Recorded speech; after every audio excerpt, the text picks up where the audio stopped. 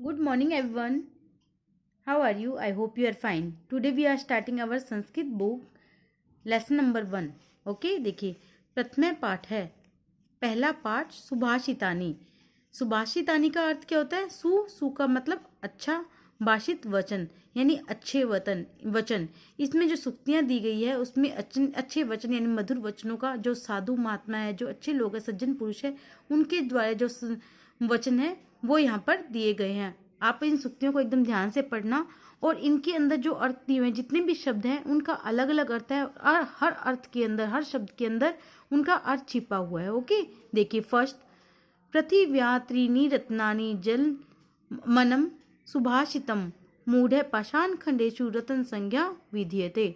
इसमें क्या कहा गया है कि जो पृथ्वी है उसमें 3 रत्न हैं. कौन कौन से हैं? जल, अन्न और अच्छे वचन. हमारी जो पृथ्वी है उसमें 3 रत्न पाए जाते हैं. त्रिनी यानी 3 रत्न पाए जाते हैं. जल, अनाज और अच्छे वचन. जो मूढ़ होते हैं, जो मूर्ख लोग होते हैं, पाषाण खंड यानी पत्थर के टुकड़े. यहाँ पर पत्थर के टुकड़े किसको कहा गया है? हीरे को कहा गया है. पत्थर के टुकड़े को रत्न समझकर उसको सब कुछ ही समझ लेते हैं, लेकिन ये सही नहीं है. वास्तव में जो हमारी धरती के जो 3 रत्न हैं वो कौन कौन से हैं? जल, अन्न और अच्छे वचन. Okay, understand. देखिए सेकंड, सत्येन धार्यते पृथ्वी सत्येन तपते रवि सत्येन वाति वायुश्च सवै सत्य प्रतिष्ठति. अब इसमें क्या कहा गया है कि जो धरती है वो क्या धारण करती है? सत्य को धारण करती है, सच को धारण करती है. और सूर्य जो है वो किससे तपता है? तपते यानी तपता है. किससे तपता है? सच से तपता है. और सत्यवाती वायुश्च, और जो वात है, वात क्या होती है? हवा. और सत्य से ही वायु चलती है. वात चलती है, वायु हवा चलती है. सत्य से ही वायु चलती है. सर्वम सत्य प्रतिष्ठिति, और सब जगह क्या है? सब कुछ सत्य के ऊपर ही निर्भर है. यानी सब जगह क्या है? सत्य ही सत्य है.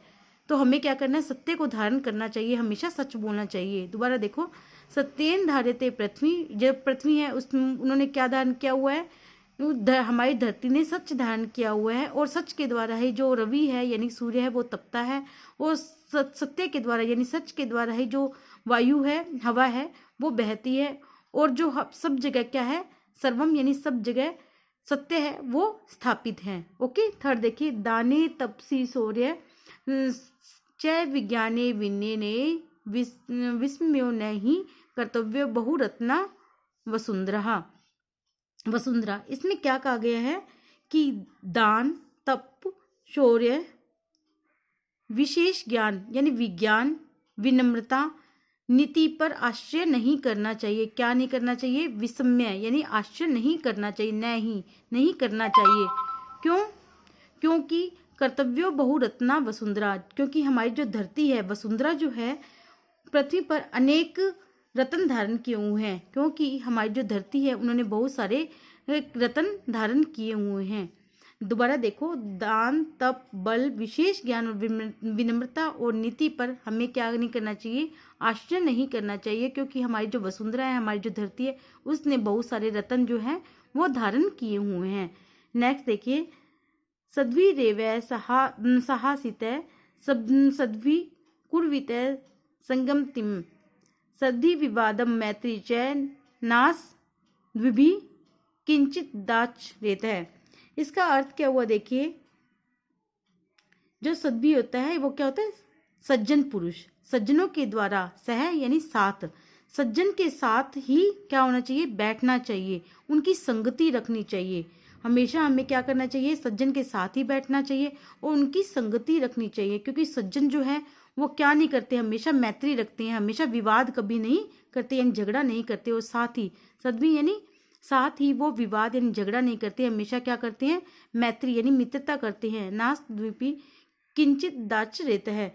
और असज्जन के साथ कुछ भी आचरण नहीं करना चाहिए, किंचित नहीं करना चाहिए. किनके साथ? जो ना सद्भी होते हैं यानी कि जो साधु नहीं होते, अच्छे लोग नहीं होते, सज्जन नहीं होते, उनके साथ हमें साथ नहीं रखना चाहिए. हमें किसका साथ रखना चाहिए? जो सज्जन पुरुष होते हैं, हमेशा उनकी संगति रखनी चाहिए, उनकी मित्रता रखनी चाहिए. क्यों? क्योंकि वो विवाद नहीं करते, झगड़ा नहीं करते, हमेशा मित्रता निभाते हैं.